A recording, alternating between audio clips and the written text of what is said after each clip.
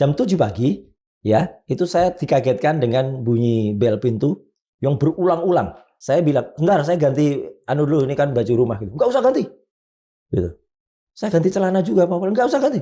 Bahkan ada ancaman, "Udah, borgol," gitu. Ada juga upaya jemput paksa di rumah sakit. Mendadak sekitar jam 10, masuklah dokter. Dokter jaga, "Pak Roy, berdasarkan Bapak sudah diperbolehkan pulang." Tiba-tiba kemudian kan petugas pada masuk, petugas kepolisian, mau bawa, sudah mau ngangkut, gitu aja. Padahal saya juga bilang, sebentar, itu dokter Tifa di samping itu saya dengar masih pakai infus. Kok mau dibawa gitu saja? Di form yang harus saya tanda-tangani, itu ada situ 2 kali malah, seingat saya. "Apakah Anda akan mengajukan RJ, Restoratif Justice?" Saya langsung jawab, "Tidak." Ya. "Apakah Anda mengakui perbuatan itu?" Gitu. "Mengakui yang mana?" Gitu. Tidak. "Apakah Anda mengaku bersalah?" Saya jawab tidak. Meledaklah para kuasa hukum. Itu. Ade Darmawan salah satunya menyebut nama Dasko. Apa Kasian. Dasko membantu? Duh, kasihan beliau lah, hebat banget apa yang beliau lakukan kalau itu terjadi. Tidak ada satu intensi apapun ya, atau satu kontak apapun dari saya, khususnya saya pribadi ya, kepada pihak-pihak tertentu. Ade Darmawan, ya, kemudian Lecumanan juga, itu kan juga saling cross itu mereka. Suhadi, mereka ini laporannya palsu. Dan para kuasa hukum saya akan segera menuntut balik. Perkara ini akan bergulir ke pengadilan. Seberapa optimis Bang Suryo dan Dr. Tifa? Kita tunggu kehadiran Jokowi di sidang.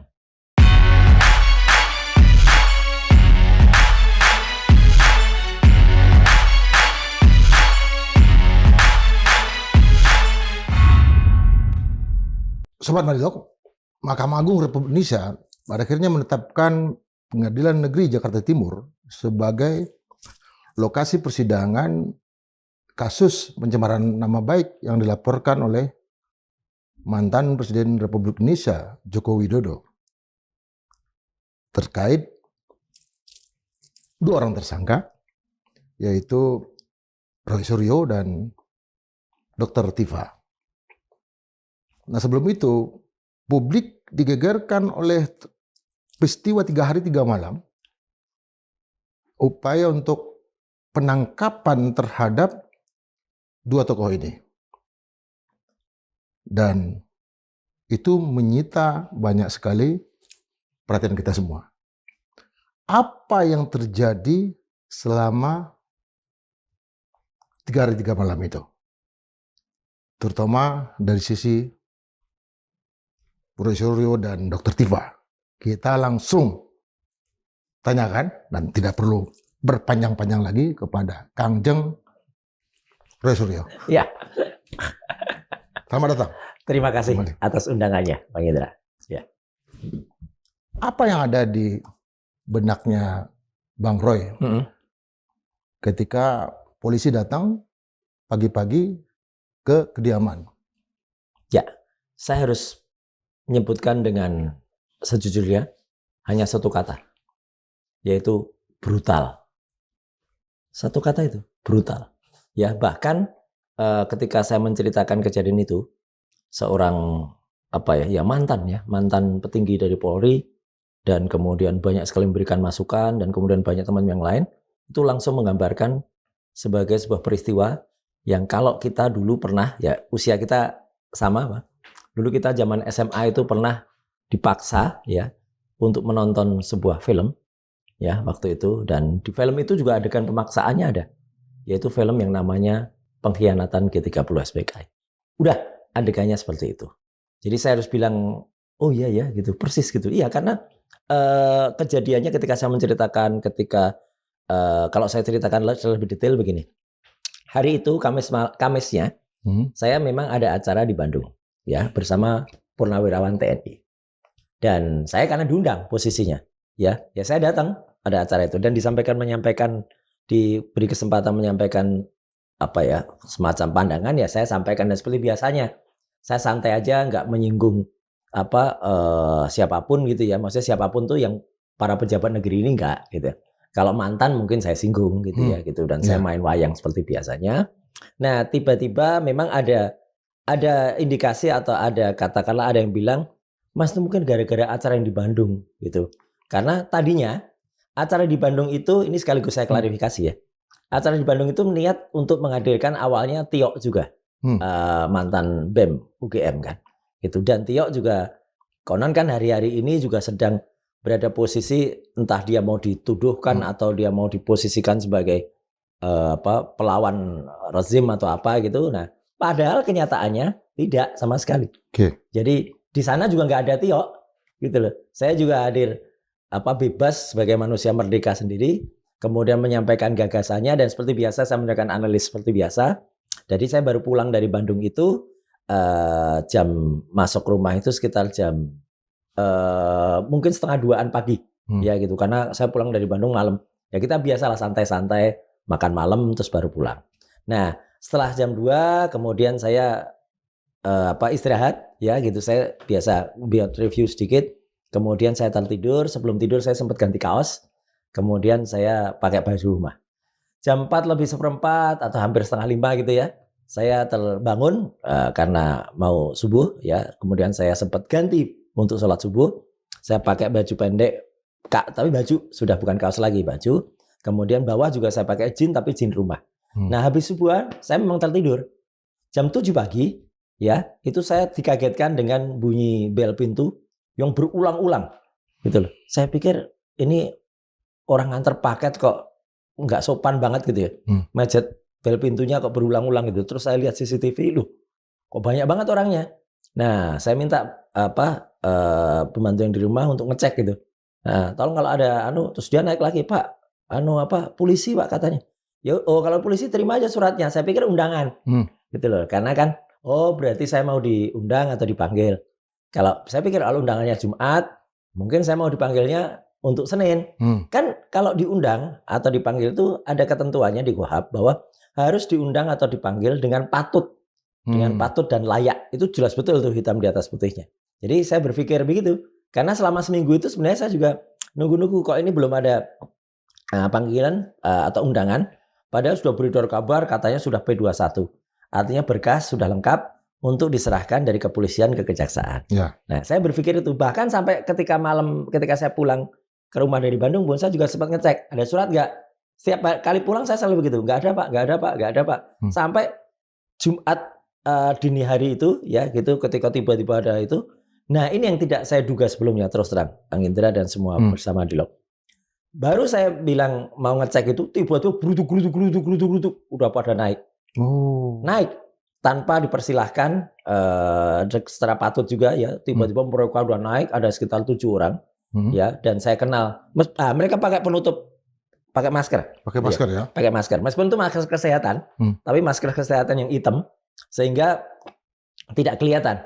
Cuman saya mengenali salah satu suara yang ada di situ karena itu adalah seorang kepala unit di unit 5 di Kanit 5 ya. Ya, Kanit 5 gitu. Yang saya mengenali itu. Dan tapi baru saya mau karena ada teriak-teriak naik. Terus saya mau cuci muka dulu. Ketika saya baru mau cuci muka, saya keluar dari kamar mandi, tiba-tiba mereka tuh sudah masuk kamar tidur. Ini yang saya benar-benar kaget dan menyatakan wah ini nggak sopan sebenarnya. Padahal istri saya lagi ada di kamar tidur itu sendiri. Ya karena saya ada di kamar kerja kan, saya keluar sebentar lagi ke kamar kerja, dia sendiri, tiba-tiba mereka rombongan itu sudah masuk ke situ. Kemudian untungnya, alhamdulillahnya, istri saya sudah sempat juga ganti kan juga sih habis sholat, udah ganti dengan celana 3/4 gitu dan juga baju kaos, bukan pakai baju tidur. Itu untung. Coba masih pakai baju tidur nggak pakai apa-apa kan repot, iya kan? Nah masuk dan kemudian itulah terjadi keramaian karena mereka bilang kami bawa surat penangkapan. Mereka memang bilang, kami bawa surat penangkapan untuk Roy Suryo gitu. Terus kami, ini apa dasarnya kok ditangkap gitu loh. Ya dikatakan saya mengulangi tindak pidana. Mengulangi apa? Kalau sudah P21, Bang Indra dan semua bersama adalah seharusnya kalau sudah di P21 berarti berkas sudah selesai.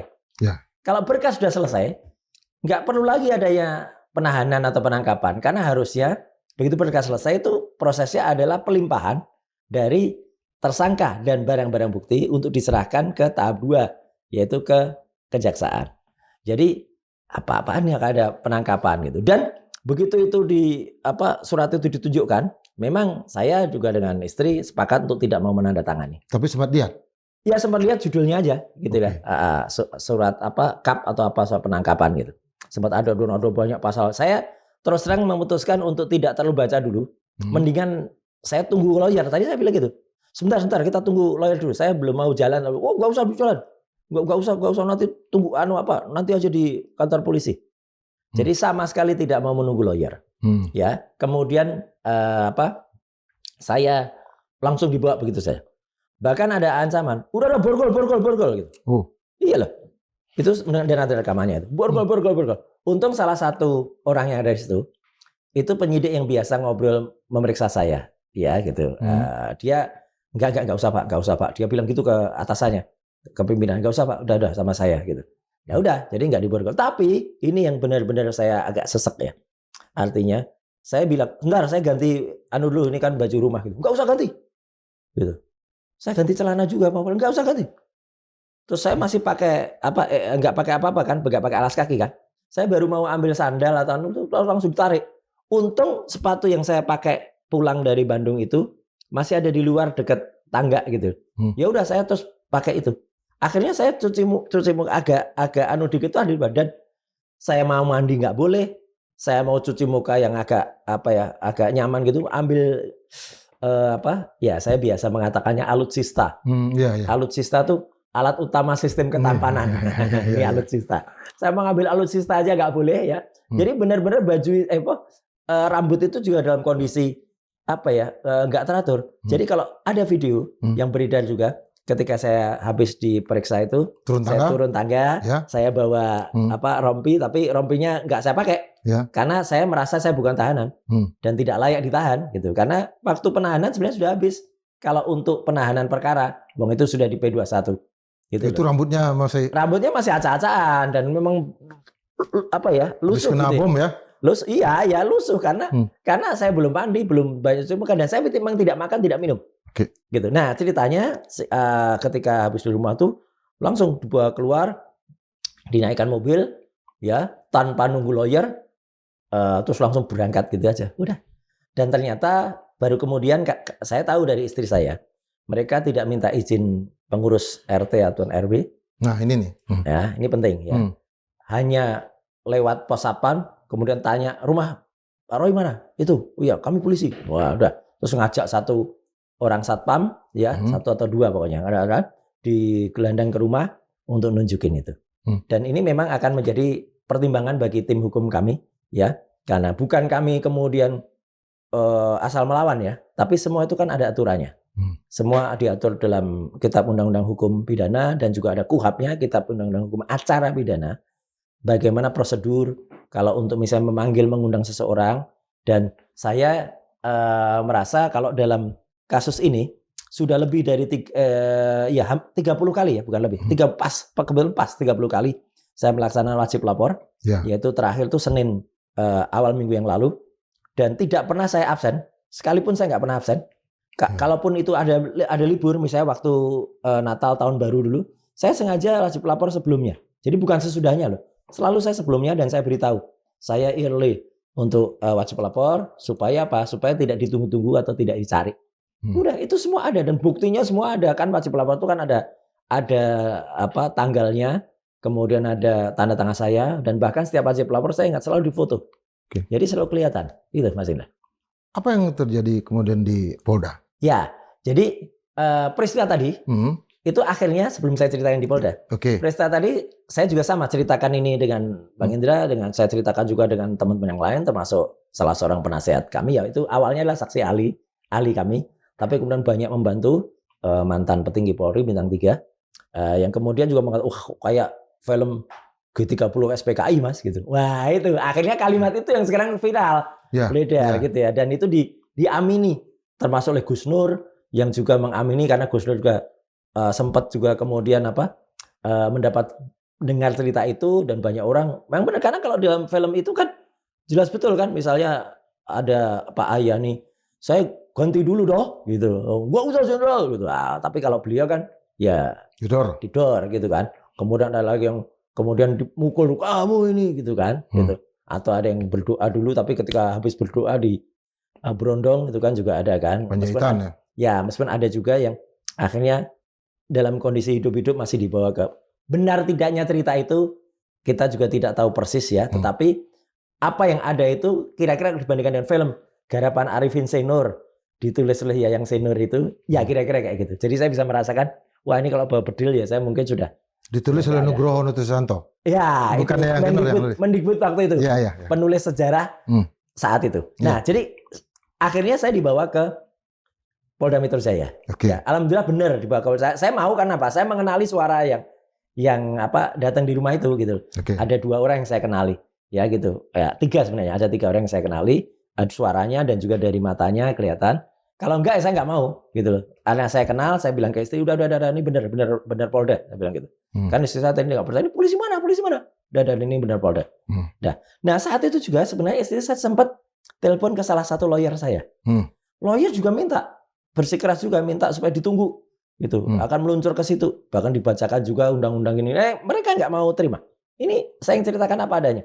Jadi petugas-petugas itu nggak mau mendengar, baik mendengar alasan maupun mendengar kata lawyer. Dia pun nggak mau ngomong dengan lawyer. Kan harusnya diterima baik-baik bicara dengan lawyer. Itu juga nggak mau ngomong dengan lawyer.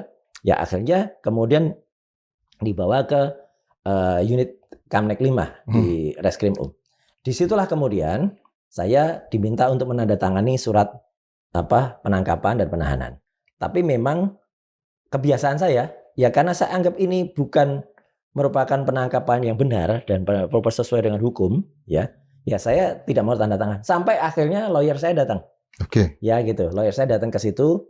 Saya nyampe situ sekitar jam 8. Lawyer saya juga sebentar kemudian hanya sekitar berapa jam sudah datang juga ke situ. Dan kemudian juga benar menyarankan hal yang mas gak usah tanda tangani. Karena ini penangkapan atau penahanan untuk apa? Kalau untuk perkara, harusnya adalah penahanannya sudah dulu-dulu. Jadi ketika saya melakukan, kalau memang benar itu harus ditahan, ya harus ditahan saat proses itu sebelum P21. Kalau sudah P21, berarti itu pemeriksaan sudah selesai, gitu loh. Dan memang ini mungkin trikinya. Kita ingat Haris Fathia, ya yang kemudian sempat melakukan dengan LBP waktu itu kasusnya. Kemudian kita ingat juga bahkan Asman Nasution. Mereka tidak ditahan, gitu. Di kejaksaannya juga nggak ditahan, karena di kepolisiannya nggak ditahan. Tapi memang kalau biasanya kalau di kepolisian ditahan, nanti di kejaksaannya juga meneruskan penahanan. Nah ini kemungkinan besar kalau kata lawyer saya, ini kemungkinan ada tricky. Jadi seolah-olah di polisinya ditahan, sehingga supaya di kejaksaan juga ditahan, gitu. Dicari-cari alasan untuk penahanan di kepolisian nggak ketemu, sehingga dicarikan alasan yang kemudian ditangkap pada hari Jumat untuk kemudian diserahkannya pada hari Senin. Jadi kan sudah kelihatan tuh kalau petugas biasanya bilang itu mens reanya. Ya, mens reanya karena ditangkap tidak pada hari kerjanya sudah habis. Sehingga tidak bisa diserahkan pada hari Jumat itu, baru kemudian diserahkannya Senin. Sehingga perlu diinapkan dalam tanda kutip atau di standby-kan, ya dalam tanda kutip ditahan kan gitu di Polda. Nah, memang yang di sini yang menjadi menarik karena kemudian saya tidak mau tanda tangan itu dan itu atas saran lawyer. Saya juga diberikan makanan, minuman, saya juga alhamdulillahnya nggak saya makan. Saya tunggu makanan yang nanti dikirim dari rumah, saya bilang gitu. Ya, dan setelah Jumatan, jadi bisa dibayangkan sampai dari pagi itu sampai setelah Jumatan saya tidak makan, tidak minum, ya. Karena saya memang melihat, ya bagi diri saya lebih nyaman kalau makan dan minum dari sumber yang saya tahu persis asalnya, gitu ya. Jadi disarankan apa-apa saya nggak melakukan itu. Nah, habis Jumatan itu baru kemudian tetap saya nggak tanda tangan ya. Bahkan surat ada berita acara penolakan tanda tangan pun tidak saya tanda tangani. Jadi memang saya tidak menganggap itu sebuah penahanan karena lawyer-lawyer yang datang juga mereka sama-sama mereka mengatakan, Mas, ini penahanannya tidak syah. Satu, penahanan itu harus menggunakan panggilan yang syah. Kemudian kalaupun panggilan itu juga biasanya H-1 atau bahkan H-2 dengan surat yang patut, ya patut itu ya suratnya ada. Nah ini nggak ada surat tiba-tiba langsung ditangkap dan kok kalau mau itu untuk penyerahan tahap 2 di kejaksaan, kenapa harus nangkepnya Jumat? Nah, jadi Jumat itu konon kalau menurut teman-teman lawyer ini tricky, Mas, gitu. Supaya tidak sempat diserahkan di hari Jumat, sehingga mereka bilang sehingga Mas Roy nanti diserahkannya adalah hari Senin, sehingga sempat diinapkan tadi Di Bon. di Bon gitu ya. Bukan di Bon sebenarnya. Oh, bukan, Ini, iya. ya di anu lah. Kalau di Bon itu sudah di situ Iya. ditarik untuk diperiksa lagi. Tapi ini ada yang menarik, Mas. Jadi karena itu siang ya, habis Jumatan, saya sudah makan. Memang saya kemudian sempat masuk dulu Masuk ke? di sel. Oh, Sudah. berapa kali berapa tuh selnya? Selnya sih lumayan ya seruangan inilah gitu. Oke. Seruangan ini dan berisi 5 orang. Dan di situ saya masuk sekitar jam 1:30 ya, habis sedikit makan saya masuk 1:30. Kemudian sudah pakai pakaian yang memang harusnya ada di situ, gitu ya. Jadi pakai kaos, nggak boleh pakai baju, kemudian pakai celana pendek. Sudah ganti itu. Barang-barang sudah dilepasi semua. Jadi nggak boleh pakai nggak boleh pakai jam, nggak boleh pakai cincin, nggak boleh pakai apa-apa gitu. Iya, apalagi dompet, apalagi handphone. Dari rumah saya nggak bawa handphone juga. Makanya saya sengaja nggak bawa handphone. Ya ada untungnya saya nggak bawa handphone, karena pada jam yang sama, sedikit ada yang lupa. Ada jam yang sama ketika saya juga ditangkap di rumah saya. Jam yang sama itu Dokter Tifa itu juga dilakukan upaya yang sama. Ya betul. Tapi memang Dokter Tifa ya bilang beruntung tidak beruntung ya. Tidak beruntungnya hari itu Dokter Tifa itu menjalani seminar hasil untuk ujian dokter dia. Jadi dia sudah siap mulai dari pagi, sudah mandi, sudah siap berangkat untuk ujian. Tiba-tiba didatangi itu sehingga mobilnya sudah dipepet di parkir apartemennya sehingga nggak bisa keluar. Dan dia kemudian masih bawa handphone kan? Nah handphonenya disita. Saya kebetulan karena ditangkap itu nggak bawa handphone saya nggak tersita. Tapi kasihan Dokter Tifa sebelum saya kembali ke cerita kita. Karena dia kemudian harus menjalani ujian seminar hasil itu di kantor polisi. Iya. Untungnya ya saya masih menghormati ya ini. Kalau saya saya bilang A, B, saya bilang B.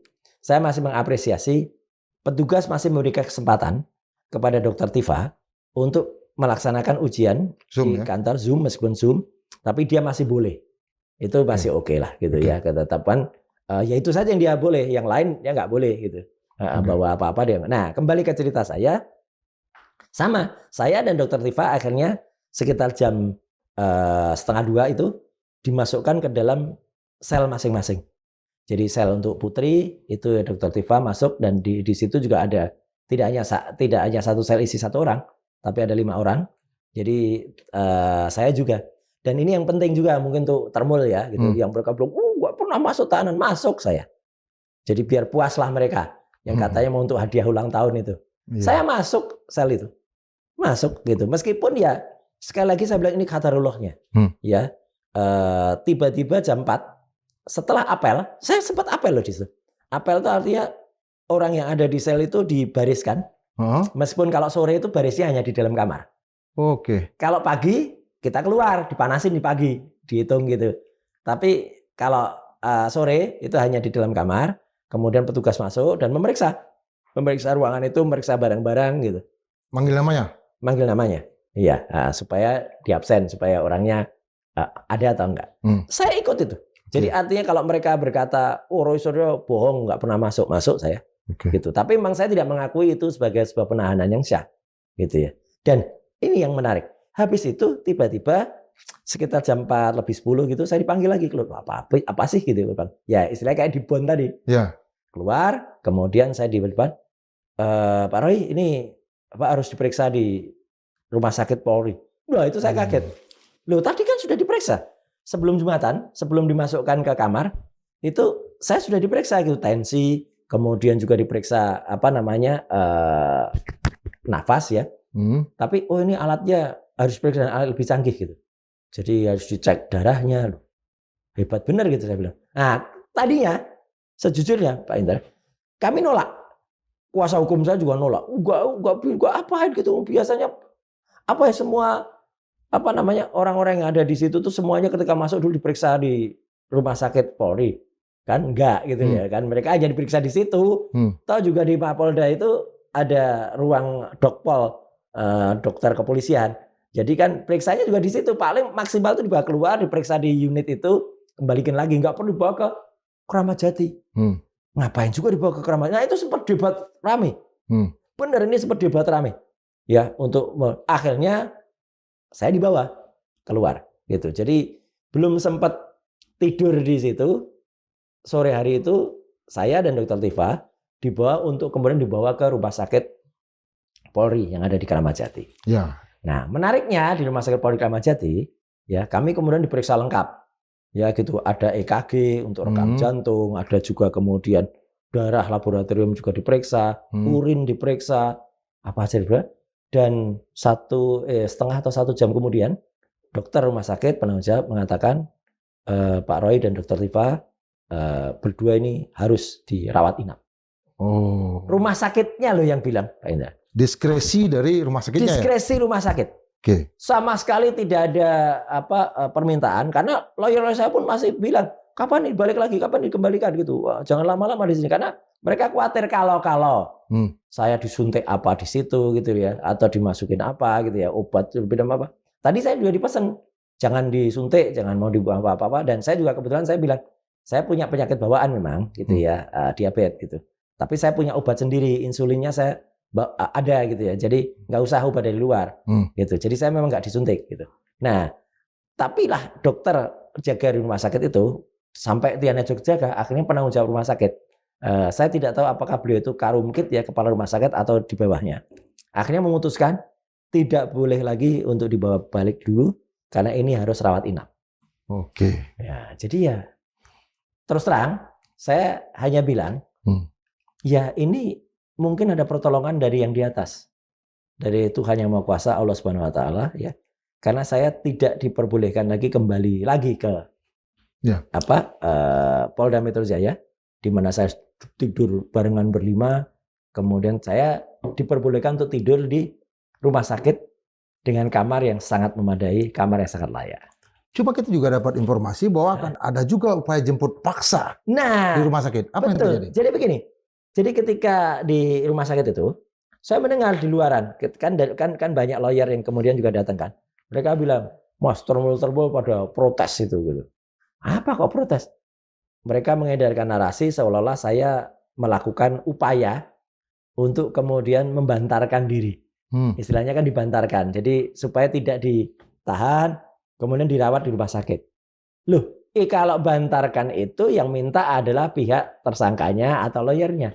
Nah ini kan atas permintaan dari rumah sakit. Jadi pihak dokter rumah sakit lah yang kemudian meminta. Dan ini saya juga sama sekali tidak menyangka. Ya, dokter rumah sakit itu akan mengatakan saya harus menginap. Akhirnya malam itu ya Jumat malam kami tidur di situ. Saya tidur di situ. Ya gitu. Dan tentu saja ya kalau kemudian di luar beredar enak banget tidur di ruangan rumah sakit. Ya saya nggak boleh ceritakan lah fasilitas yang ada di dalamnya. Karena fasilitas untuk VIP kan pastinya juga menyenangkan kan gitu. Ya kan. Dibandingkan dengan tidur di Polda. Ya kan gitu. Ya udah nanti kalau saya ceritakan makin ngamuk nanti termul. Ya gitu. Itu lain kali aja. Ya gitu. Jadi saya hanya nyatakan akhirnya alhamdulillahnya Jumat malam saya tidur di situ, Sabtu malam tidur di situ. Dan ini yang penting. Saya tidur juga tidak kemudian sangat merdeka gitu ya. Enggak. Selalu didampingi oleh petugas kepolisian. Jadi ada petugas tidak di luar kamar loh ya. Petugasnya masuk ke kamar. Jadi petugasnya itu masuk ke kamar dan siapapun tamunya, bahkan istri saya pun datang, dia ada di situ. Dia nungguin di situ gitu loh. Meskipun ya kadang-kadang kalau pas agak lebih dari satu yang datang, dia agak keluar sebentar, tapi ya nanti masuk lagi.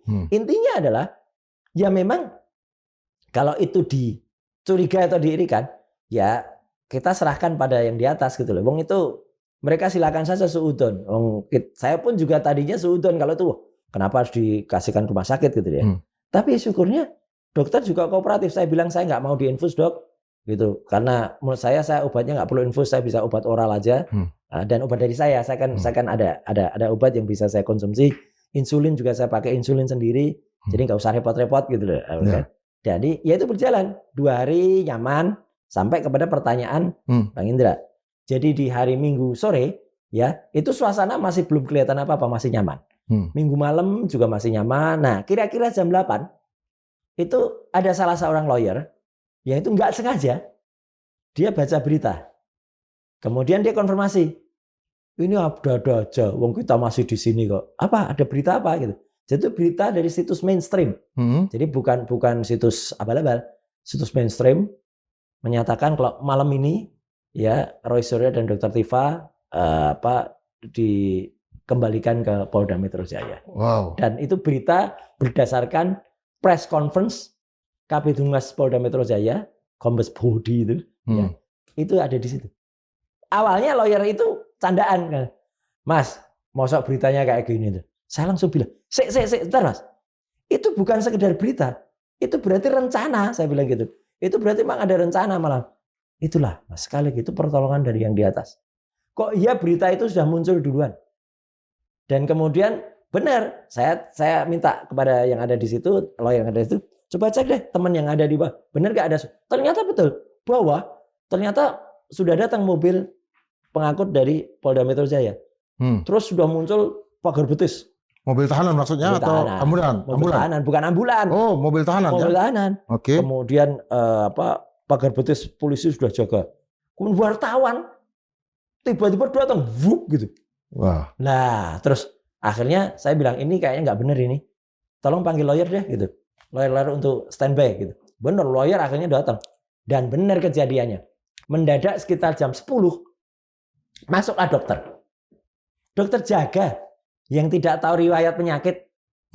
Padahal kalau dokter-dokter yang spesialis yang ada kan ada dokter jantung, ada dokter penyakit dalam gitu. Itu memberikan Pak Roy masih ada tinggi ininya gitu. Dia bilang nyebutin satu angka tertentu gitu. Oh itu ya dia masih tinggi di atas itu. Ini perlu turunkan dengan obat ini gitu ya. Nah tiba-tiba masuk dokter jaga unsur bilang Pak Roy berdasarkan Bapak sudah diperbolehkan pulang. Loh, sebentar, pulang itu maksudnya apa? Ya meninggalkan, nanti dulu saya bilang gitu. Tolong dokter spesialis ya, kebetulan Pak Indra mohon maaf. Saya ini MKes juga, Magister Kesehatan. Ya. Saya tahu persis aturan di standar rumah sakit. Tidak boleh memulangkan pasien itu di atas jam 6 sore. Oh, di atas jam 6 sore malah ya? Nggak boleh. Standarnya justru pagi atau selambat-lambatnya siang. Karena apa? Kalau misalnya terjadi rujukan, ya dirujuk ke rumah sakit lain atau dirujuk kemana atau dipindahkan, di sana masih bisa ada jam kerja yang menerima itu kalau misalnya pagi atau siang. Kalau jam 6 berangkat dari rumah sakit yang pertama dirujuk ke rumah sakit yang atau dipulangkan, itu kan belum tentu juga nanti jalan di rujukannya.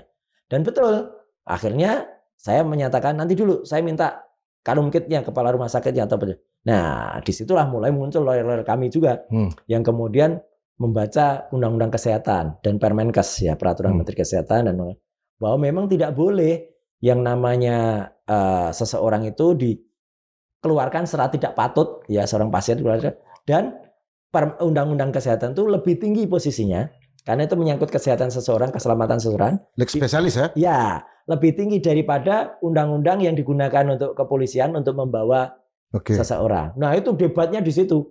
Itu debat itu tiba-tiba kemudian kan petugas pada masuk, petugas kepolisian mau bawa, sudah mau ngangkut gitu aja. Padahal saya juga bilang, sebentar, itu dokter Tifa di samping itu saya dengar masih pakai infus. Kok mau dibawa gitu saja gitu? Ya nanti diteruskan pakai obat jalan. Lu nggak bisa. Kalau infus ya infus. Nggak boleh langsung diganti obat jalan gitu. Itu ada tata caranya. Dan dia pakai antibiotik. Antibiotik itu ada minimal pakainya. Kalau antibiotiknya mulai kemarin berarti harus hari ini dan besok baru habis. Nggak bisa antibiotik di stop begitu saja. Nanti dia kemudian menjadi menolak kalau dikasih antibiotik itu lagi. Nah disitulah terjadi perdebatan yang panjang malam hari itu. Dan itu minggu malam. Dan memang rame. Jadi di bawah juga rame. Karena di bawah itu ternyata teman-teman para simpatisan juga banyak yang datang. Dan kemudian pada protes-protes gitu loh ketika ada itu. Nah akhirnya dicapai kesepakatan itu, tapi itu panjang ya kesepakatannya, konon sempat ramai, sempat ribut untuk kemudian baru dibawanya besok pagi. Gitu. Ya. Besok paginya apa yang terjadi? Nah besok paginya karena kesepakatannya jam 6 tadinya, kemudian saya masih sempat tanya lagi. Ya terus terang saya orang yang terbiasa, Bang Indra, terbiasa harus baca detail, terbiasa kritis. Dibawa ke kejaksaan itu jam berapa? Diterima di kejaksaan itu jam berapa gitu loh. Kenapa kita harus dibawa jam 6 pagi gitu loh. Apa yang membuat itu? Ternyata benar dugaan ini pasti mau dihampirkan kemana? Bener, rencana awal itu dibawa langsung ke Kejaksaan Jakarta Selatan ya. Jakarta Selatan Ya. dari Rumah Sakit Polri di Kramat Jati. Acaranya kemudian diubah menjadi harus mampir Polda Metro Jaya dulu. Untuk Katanya tanda tangan surat. Padahal tanda tangan surat itu dulu yang pernah saya alami juga itu bisa di kantor kejaksaan gitu loh. Nggak harus di Polda. tapi akhirnya tanda tangan kan? Akhirnya bawa pulang dulu ke Polda Metro Jaya. Oke. Meskipun ya ini alhamdulillahnya lagi. Karena kami sempat nego supaya nggak usah dibawa jam 6 pagi karena juga terlalu pagi, dibawa jam 7 gitu. Tapi akhirnya mereka nggak mau, nggak bisa harus jam 6. Akhirnya dipakai jam setengah 7.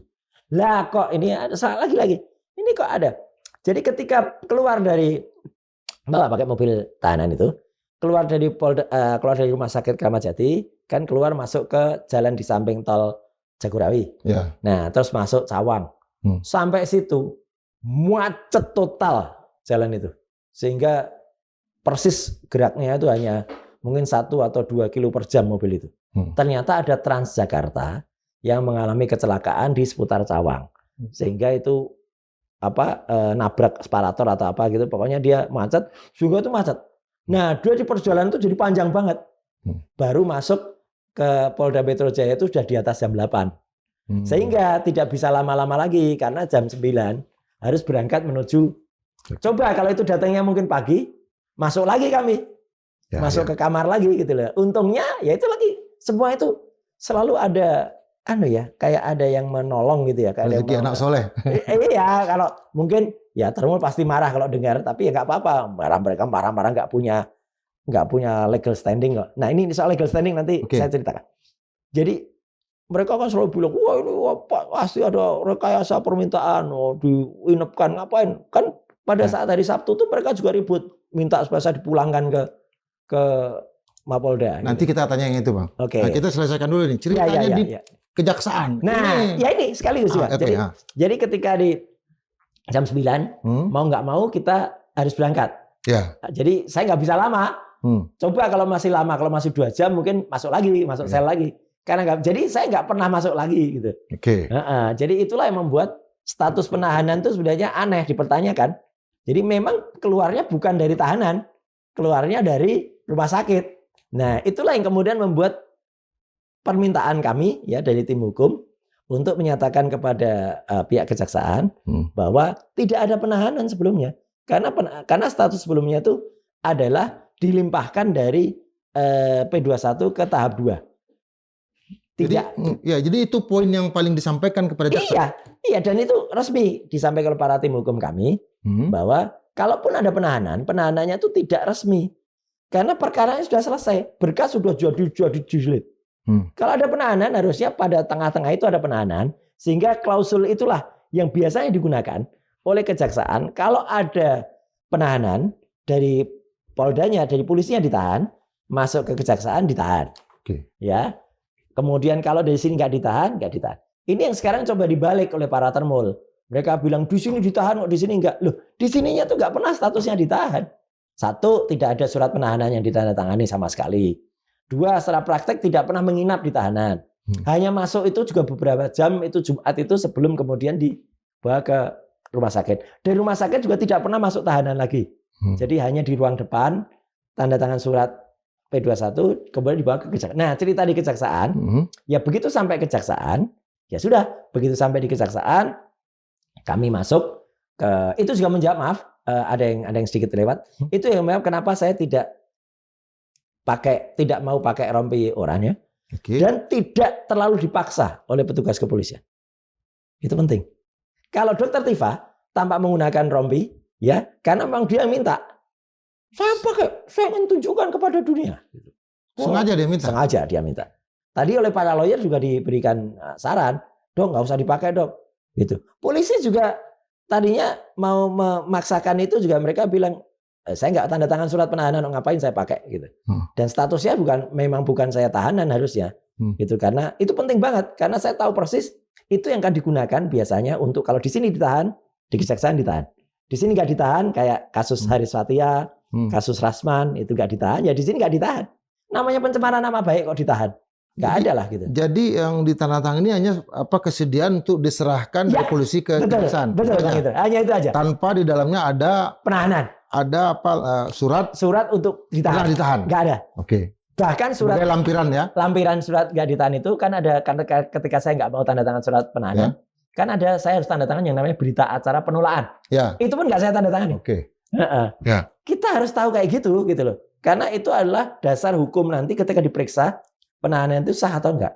Jadi sampai ke kejaksaan kan diperiksa surat-surat, dan saya sampai ke kejaksaan itu juga kalau dilihat pada videonya, saya dipaksain dari belakang untuk disarungin gitu, rompi, tapi saya nggak pakai sebenarnya, saya malah pakai baju batik. Ya memang saya pakai baju batik, motifnya Garuda lagi, gitu ya. Karena karena kita yakin gitu loh bahwa apa yang kita lakukan itu insya Allah benar. Gitu. Garudanya yang ditahan ya. Dan begitu masuk, kemudian ada pemeriksaan, kemudian ada beberapa pertanyaan yang saya jawab, termasuk saya dikenalkan dengan beberapa barang bukti, yang alhamdulillahnya saya nggak kenal semua barang-barang bukti itu karena yang disita itu yang dari 709 item, hanya sampel yang ditunjukkan, itu kan nggak ada satupun barang saya. Ini persoalan paling lucu, ini persoalan pidana yang paling lucu. Nanti kita masuk ke episode berikutnya. Iya. Jadi. Nah, saya tanya, ada satu adegan yang saya kira menarik itu. Di depan jaksa, Bang Suryo dan Dr. Tifa berteriak, kolaboratif justice, kami menolak untuk meminta maaf. Kami itu pesan itu luar biasa. Ada. Karena apa? Pertanyaan itu ada. Jadi di form yang harus saya tanda tangani, itu ada 2 kali malah. Seingat saya, apakah Anda akan mengajukan RJ (Restoratif Justice)? Saya langsung jawab tidak. Ya. Apakah Anda mengakui perbuatan itu? Gitu. Mengakui yang mana? Gitu. Tidak. Apakah Anda mengaku bersalah? Saya jawab tidak. Gitu. Bukan saya ngeyel atau bukan Anda minta maaf? Tidak juga.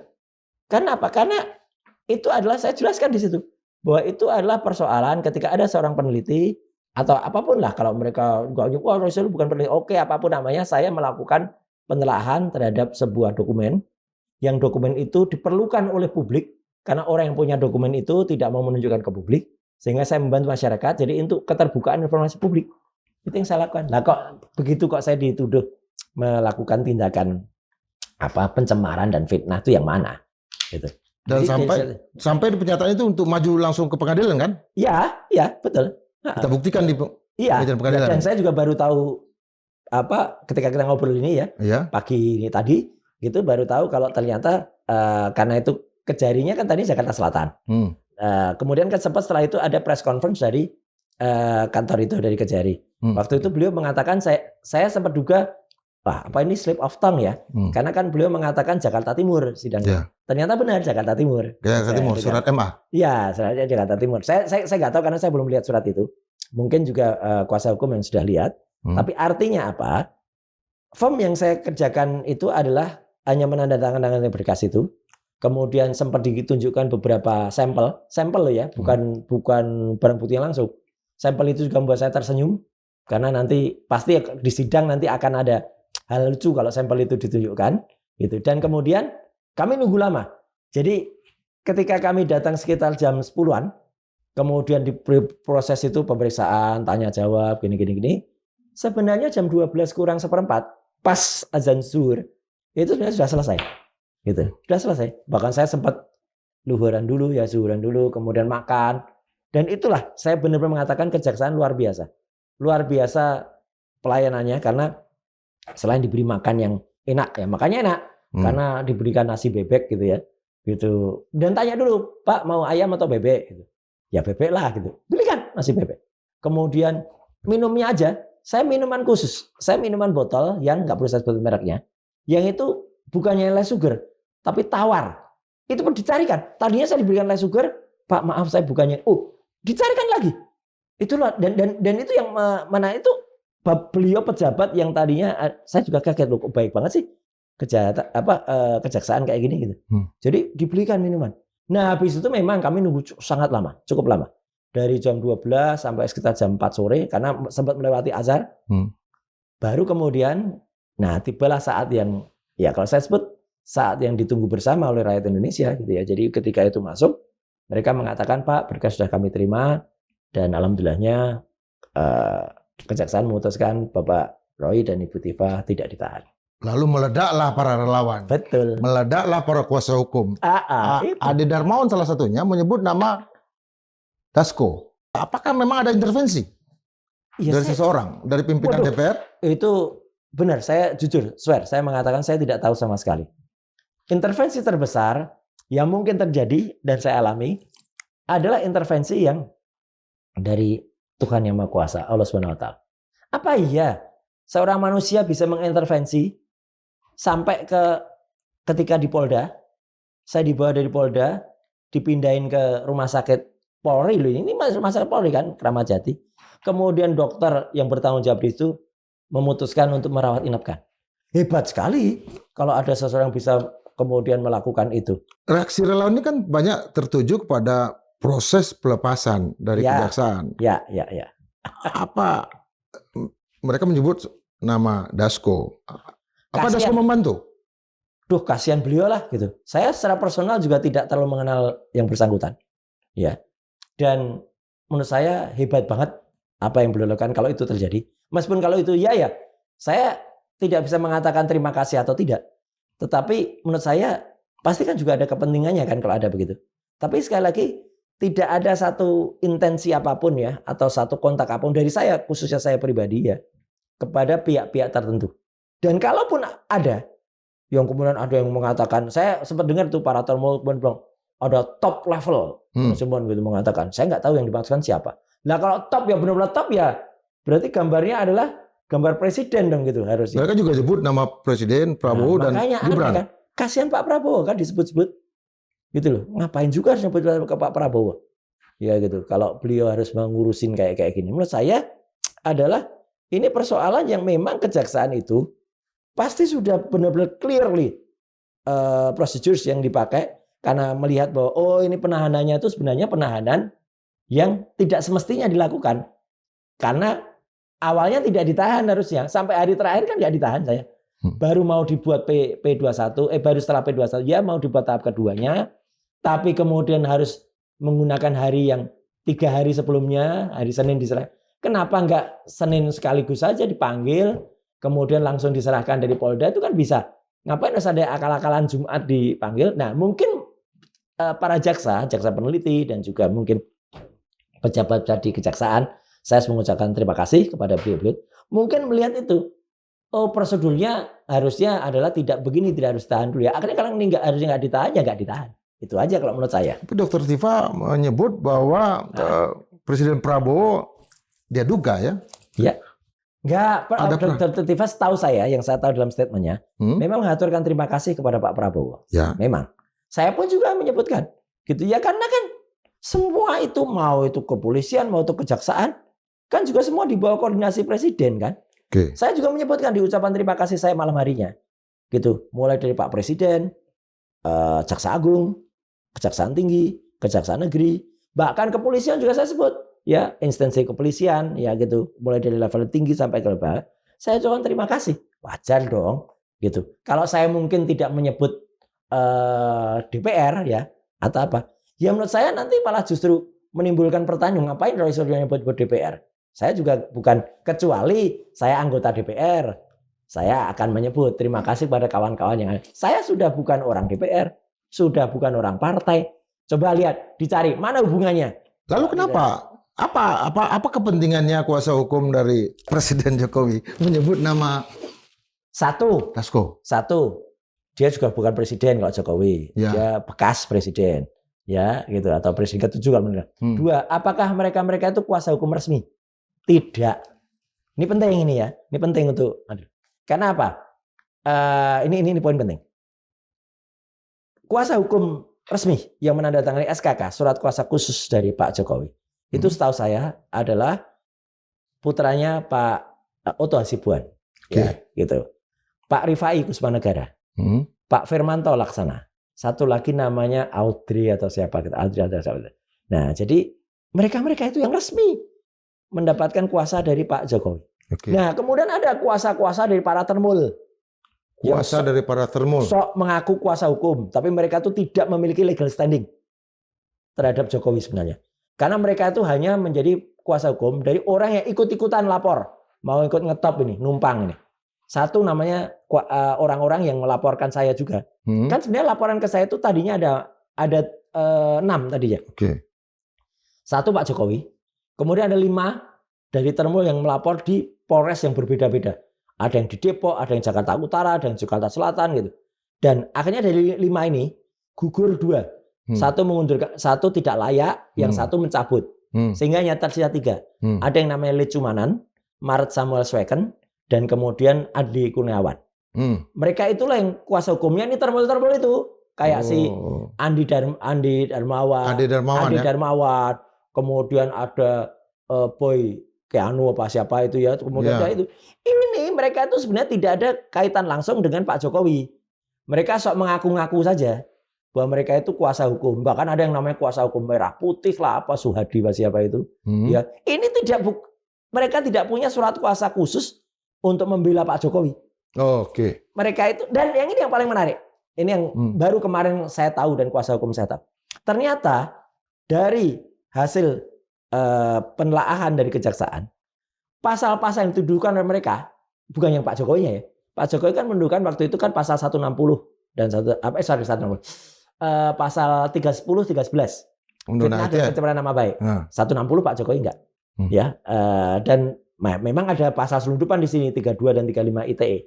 Mereka ini yang 3 ini itu yang dituduhkan itu pasal 160, kemudian ada pasal 28 ayat 2. Nah, dan ada pasal satu lagi. Pasal ini sudah digugurkan oleh kejaksaan. Jadi mereka itu sebenarnya sudah sekarang putus seharusnya.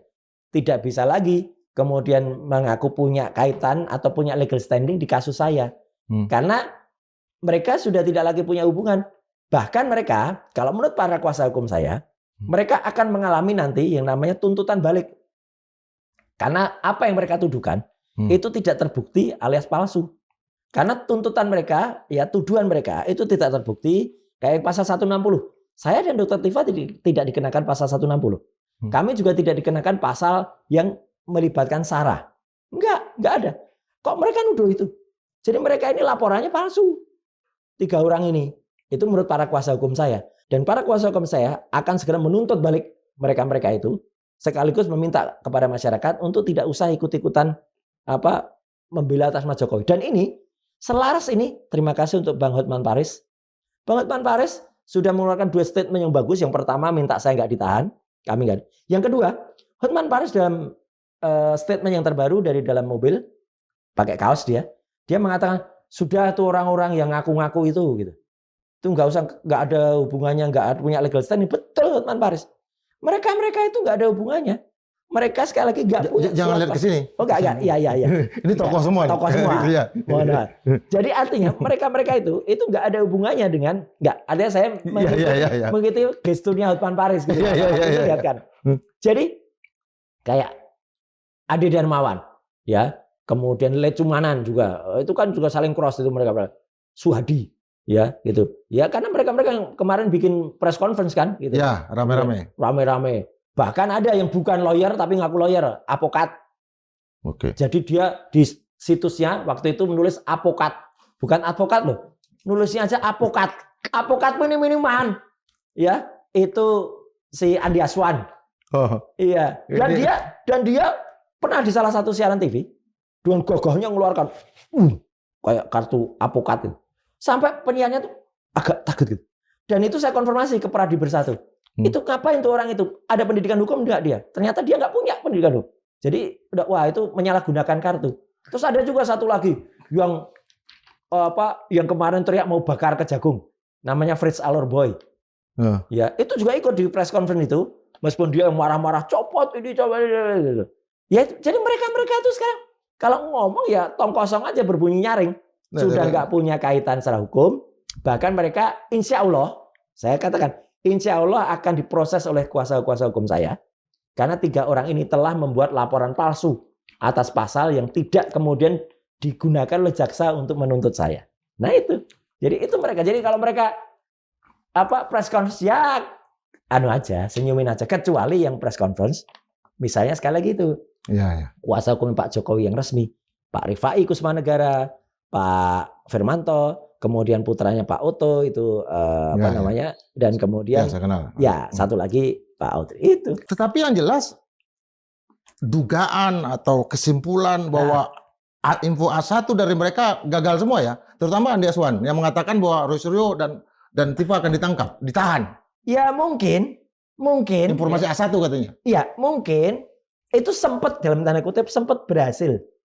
Dulu kan dia kan saya kan sempat ditangkap duluan. Dan itu mereka sudah katanya sudah potong tumpeng. Udah. Sekaligus nyambut ulang tahun gitu kan gitu, tanggal 20. Dia ulang tahun katanya. Katanya dia ulang tahun gitu kan. Hari Minggu kan. Iya, katanya itu. Ada yang potong tumpeng, ada yang seneng karena tidak jadi keluar 10 juta karena dia taruhan si Mak Lampir itu. Ya, kemudian itu kan mereka sudah mengglorifikasi, sudah kemudian teriak-teriak gitu loh. Kalau kata ini saya ingat, kalau sekarang saya boleh tengokkan kalau kata Bung Karno, itu pidato Bung Karnonya Bang Indra waktu habis waktu Super Semar itu kan gini. Mereka berteriak sorak-sorai kegirangan. Sekiranya SP sebelah adalah surat perintah untuk biasa gitu. Sekiranya SP sebelah adalah untuk mencabut kuasa. Nyatanya tidak. Ya, itu kan Bung Karno waktu itu. Nawaksara. Nah, sama, ya. Dan itu artinya apa? Disitulah terjadi ketika mereka itu sudah girang, dikira itu menang. Ya, tapi sekali lagi alhamdulillahnya. Saya tidak pernah menduga atau tidak pernah kemudian berharap, apalagi ya. Tapi ya rezeki anak soleh pertolongan itu langsung dapat dari atas. Satu lagi, siapa yang bisa memindahkan, mengerti kalau dari Polda kemudian dipindahkan ke rumah sakit, dari rumah sakit kemudian tidak perlu lagi mampir Polda, ada macet, ya gitu, mampir tapi nggak sempat waktunya, gitu ya, langsung ke kejaksaan. Dan di kejaksaan para petugas dengan firm and clearly melihat, oh ini karena ini sebenarnya tidak ada proses penahanan, ya udah nggak usah diteruskan penahanannya, jadi nggak ada penahanan. Dan sore hari itu makanya kemudian diputuskan tidak ditahan. Ya kami kan menerima aja Bang Indra. Kalau kemudian sekarang ada dugaan, ada tuduhan, ya ada tuduhan bahwa ini ada orang tadi disebut Pak siapa D ya Dasko gitu. Kasihan beliau dituding-tuding. Apalagi juga kasihan Pak Prabowo kalau kemudian dikait-kaitkan gitu ya.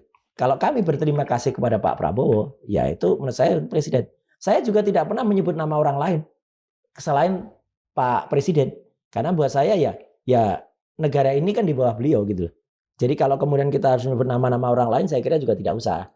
Dan kalaupun ada bantuan benar dari beliau-beliau itu, ya saya juga nggak mungkin saya menolak dan mengatakan, nggak bisa, nggak ada. Ya saya hanya mengatakan tidak tahu dan tidak tahu menahu soal itu. Tapi juga kalaupun ada, ya mungkin saja beliau-beliau itu tergerak karena masih memiliki pemikiran yang clear, pemikiran yang lurus. Kita belum tepuk tangan nih. Pertanyaan terakhir ini. Siap. Ini kan perkara ini akan bergulir ke pengadilan. Seberapa optimis, terutama Bang Suryo dan Dr. Tifa, perkara ini? Kalau dari kami sejak awal, memang kami kan melakukan penelitian untuk masyarakat. Ada seseorang yang kemudian sampai dengan detik ini tidak mau menunjukkan kepada publik ya. Gitu. Padahal itu kalau Presiden Barack Obama ditanya soal birth certificate-nya, beliau langsung tunjukkan. Gak usah jauh-jauh, hakim MK waktu itu Arsul Sani ditanya juga langsung tunjukkan. Kan dengan clear sudah clear. Tapi yang ini enggak, kemudian kita bantu untuk kemudian, dan bukannya saya loh sebenarnya. Sampai kepada ada seorang peneliti yang kemudian meneliti, namanya Pak Dr. Bonatua, meneliti ke berbagai KPU. Ada kelompok namanya Bon Jovi, Bongkar Ijazah Jokowi yang sering kali narasumnya hadir di sini. Ada Pak Sam, ada kemudian Bu Dr. Leoni Lydia, ada Pak Petrus juga yang kemudian mereka mencari CV atau mencari riwayat pendidikannya. Dan itu semakin jelas. Dan itu semua yang akan kita gunakan untuk semakin membuktikan bahwa apa yang saya dan Dr. Tifa dan waktu dulu ada Rismond, yang sekarang sayangnya dia sudah berkhianat dan menghilang ya gitu, ya sudah jadi zombie dia. Seorang peneliti itu punya dasar atau standar erratum atau koreksi. Itu 3-8%. Kalau dia pernah mengatakan ijazahnya 11.000 triliun % palsu, tiba-tiba sekarang dikatakan benar, yaitu otaknya sudah ditranslasi. Hipotesisnya, parah. Hipotesis penelitiannya. Nah, kembali ke bukti-bukti tadi, insya Allah bukti-bukti itu akan ada. Dan satu yang paling penting, kita tunggu kehadiran Jokowi di sidang. Artinya tetap pas. Iya, iyalah. Gitu. Jadi kalau dia berada di sidang dan dia tidak boleh loh tidak datang. Bahkan pakai Zoom saja juga nggak boleh. Ya, kalau pakai Zoom itu namanya sudah melanggar apa? Karena dia tuh saksi pelapor. Saksi pelapor dan dia nggak boleh hanya datang kemudian tunjukkan sebentar terus pulang. Enggak. Dia harus bertanggung jawab terhadap misalnya nanti akan ada pertanyaan. Itu kenapa ketikan skripsinya kayak gitu. Kemudian nanti ada pertanyaan kapan tahun desa KKN-nya. KKN tahun 83 katanya bawa gitar listrik tapi desanya nggak ada listrik. Gimana caranya kayak gitu. Itu banyak banget boncosnya nanti yang akan terjadi. Dan itulah yang nanti akan terjadi. Saya dengan Dr. Tifa insya Allah didamping kuasa hukum lain. Kita akan siap mempertanggungjawabkan ini di persidangan. Dan kita akan siap membuat semua ini berguna untuk masyarakat. Kan ini yang ditunggu masyarakat. Satu lagi, jadi kalau mau dikatakan, lupa ini tradisi di Madilog juga. Jadi kalau supaya nggak ribut, sebaiknya memang orang-orang itu yang tadi saya sebut tadi, itu nggak usah pada ribut. Gitu. Karena kalau orang-orang itu pada ribut, itu bagaikan sebagaimana yang saya pakai ini biasanya. Sudahlah mereka ini anggap aja sebagai ini saja. Ya, udah ada peribahasa mengatakan kafilah berlalu. Kalau ini semua hanya menggonggong saja. Udahlah nggak usah pada ikut-ikutan menggonggong ya. Ada filmnya dulu kan 101 apa juga? Iya, 101 Dalmatian. Ya, Dalmatian. Atau Seven apa itu yang di puncak gunung itu. Nah, ini sama. Ini juga 7 ini. Seven. Jadi mereka jadi kelompok Dalmatian sekarang. Iyalah, kalau Dalmatian 101 kebanyakan. Ya gitu, 7 aja udah cukup. Sampai jumpa dengan Kang Jang Proy Suryo. Siap.